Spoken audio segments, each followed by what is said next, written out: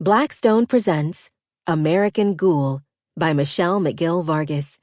This book is read by Jeanette Illidge. For Jackson and Madison. 1. I can't kill somebody who's already dead. That's what I told them white folks sitting out there judging me. Of course, they didn't believe me. For months, they saw Simone walking and talking like a real living person.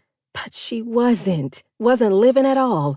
Her heart didn't beat none, and if they paid close attention, they'd notice she never took a breath and rarely blinked them baby blues of hers. No, Simone wasn't one of us. But none of that mattered now. All they saw was me, some colored woman, standing over what they thought was Simone's freshly dead body. Hell, ain't been 3 years since old Uncle Abe freed me and my ilk. But here I am, shackled again. Except this time I'm in an Indiana jail, waiting for my date with the hangman's noose for supposedly killing a dead woman. What are you going on about, Lavinia? I flinch at the jailer's familiar use of my name, like he knows me. I fought hard for my name, but hearing it come out of his mouth is like sticker bugs scraping against my legs. Reminds me how getting familiar with the wrong folks got me into this mess. Martin, the jailer, makes his way to my cell. Doubt he can hear me over all the shouting outside.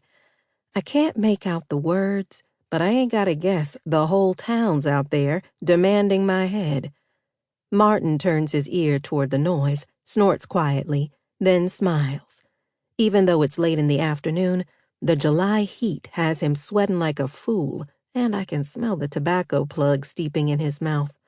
The whole jail isn't that big, just 2 side-by-side cells, each barely large enough to hold a cot and a pot. Takes Martin only a few strides across the wooden floor to get to me from his desk. His hand grips a battered tin cup for collecting shots of muddy juice from his stained mouth. He shifts the mound around in his jaws before settling on a comfortable corner in his cheek.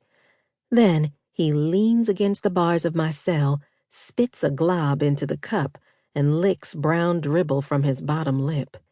What did you think was going to happen? You killed a white woman.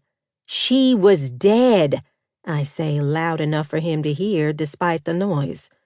Of course she's dead. You killed her.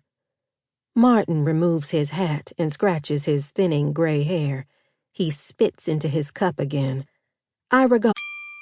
Sample complete. Ready to continue?